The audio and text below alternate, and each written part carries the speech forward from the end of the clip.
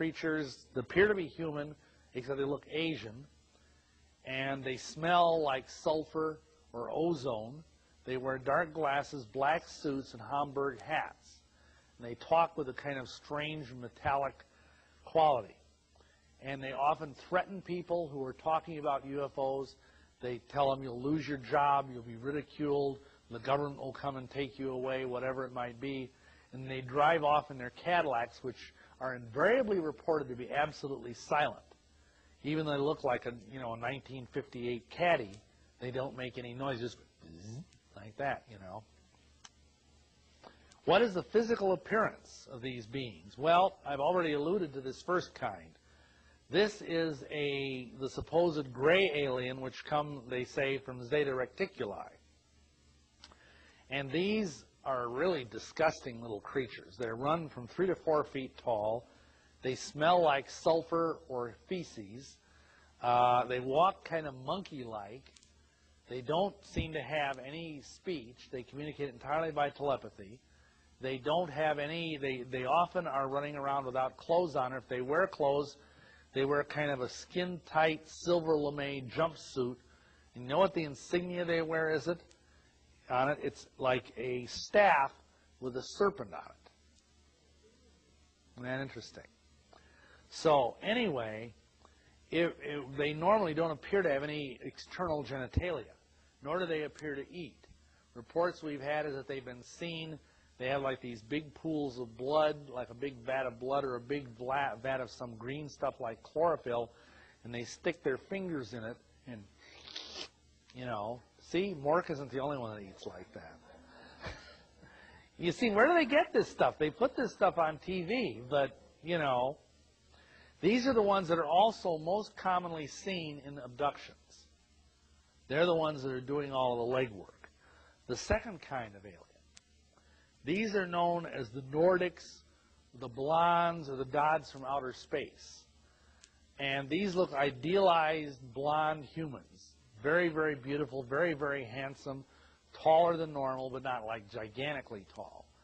And they are supposedly from the constellation Lyra.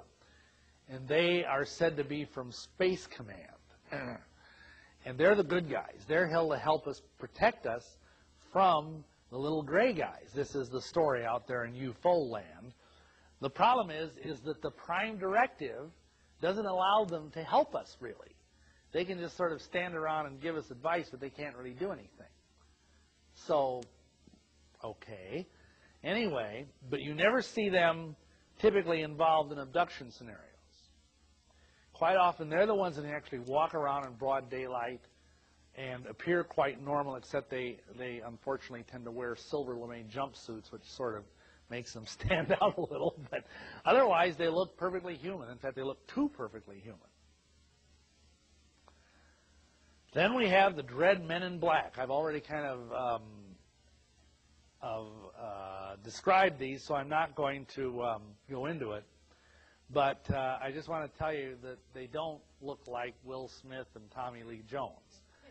The movies those movies are based on a comic book. And, there's just tiny shreds of truth, but most of it is just, total comedy for the sake of, the movie-going public. But again, this is intended to acclimate people, to familiarize people. So if you see someone coming up to you, dressed like that, you're, oh, wow, cool, it's Will Smith, whatever. Then we have the reptilians. These supposedly come from the constellation Draco. And as some of you may know, Draco is the Latin word for dragon. It's the dragon that's in the heavens. These are carnivorous, cannibalistic, and 7 feet tall. They exist at the top of the alien food chain. They like to eat people. The tenderer, the better. They also will eat other aliens if they're hungry and the mood strikes them. These are very, very cruel and very, very nasty, but supposedly they are the administrators. They are the people running things behind the show, and they have been recently cited, and by recently I'm relatively like the last 20 or 30 years, by numerous people, myself included, and they're not something you'd want to run into in a dark alley. And again, Some of you may remember the old TV miniseries, V, where they had these huge ships, coming down, and what happened? They looked just like us, except they wore these funny red jumpsuits, but ultimately discovered they were wearing masks. They take off the masks, and they're lizards that like to eat live mice, at least. Now, the big question everybody wants to know is this: can believers be abducted? Well, in my opinion, the answer would be a qualified yes. Many believers have reported being assaulted in their homes by aliens and repelling them by using the name of Yeshua. By the way, we prefer to use Yeshua just because that's his real Hebrew name. Nobody, when he walked the earth, called him Jesus. The angel that came to Mary did not say, and you shall call his name Jesus. His name is Yahshua, which is neat because it means Yah, which is the name of the Almighty Father, saves. Or Yah is salvation, depending on how you translate it. So it's a wonderful name. We prefer to use that. Anyway, others say they have used the divine name to no effect and were still abducted. And both of these people were solid believers.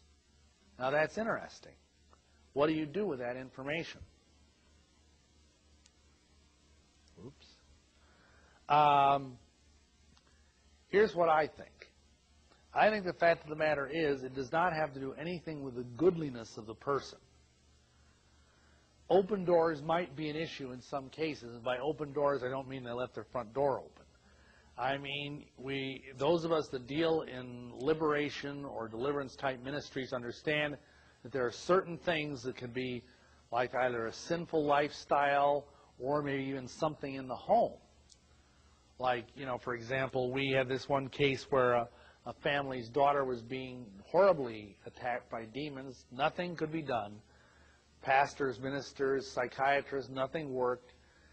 We came, and the senior guy who was in our group at that time, who really was very, very moving in the gifts of the Spirit, he was led to walk around the room, and he found this lady had a spoon collection.